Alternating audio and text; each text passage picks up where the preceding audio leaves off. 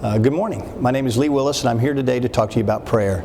I believe prayer is one of the easiest commitments we make to the church to fulfill. I mean, you can pray anytime, any place, anywhere. I want to share with you a little bit about my prayer life and how it has affected me.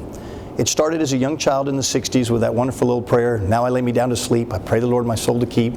If I should die before I wake, I pray the Lord my soul to take." And then I evolved into my college years where I had much deeper prayers. And they went something like this, before you had eharmony.com. Dear Lord, thank you so much for introducing me to Lori yesterday. If there's any way you could get me just one date with her, well, I'll take it from there, and I'll never ask you for another hookup again. And then in 2005, my prayer life took a dramatic change. That's the first time really I felt what it was like to be prayed for instead of praying for myself all the time. It was June 15th, and my life was going great. I had 4 healthy kids, including a brand new baby girl. My businesses were booming. My relationship with God was great. When Lori's doctor called that morning, he told me that Lori was sick. He needed me to come down to the office and talk to her, that she had cancer, that it was pretty aggressive, and we needed to move pretty fast. Well, Lori had a tennis ball-sized tumor in her breast. Her lymph nodes were completely engrossed with cancer, including 2 golf ball-sized tumors, and her rod nodes were infected. Lori was stage 3C, 25% survival rate, 1 in 4.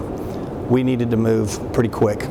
We started interviewing different doctors, and to our surprise, there were different ways they wanted to treat this. 3 different doctors, including a famous cancer doctor out of Houston, all wanted to use one form of chemotherapy, and that was kind of the gold standard. And that was going to get us to the 1 in 4 chance of survival.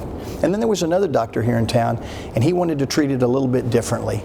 He believed that with his form of drugs and his chemo, we would have a 50% chance. And he had seen this proven out through some clinical trial studies that he had been involved in. He thought his way would someday be the gold standard. What a decision to make. And you only get one crack at this. You don't get to redo it. And as the head of the household, I was feeling a lot of pressure to help find the right doctor. We leaned on our friends. They wanted to cook for us and they wanted to haul the kids around, but what we really needed was prayer. We needed prayer that we'd make the right decision and that we'd trust in God. Well, after 3 or 4 nights of agonizing over this, a lot of emotions, a lot of crying, we prayed ourselves to sleep knowing the next day we were going to have to make this decision.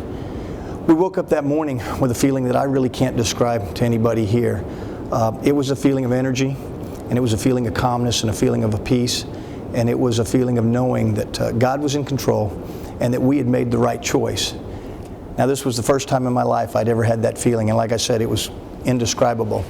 But this summer, when we came back from Williamsport, the number one question I got asked was, how did you stay so calm? How did you keep the boys so calm? 12 years old, national TV? Well, it's simple. We were a praying team, and I had a group of praying friends. I'm here to tell you today that unlike Garth Brooks' title song, Unanswered Prayers, I believe that all prayers are answered. I believe that God hears all prayers, and He answers all prayers. Now, He may not do that in a way that's noticeable or even pleasing to the person doing the praying, but I do believe that He answers all prayers. So with that thought, keep praying.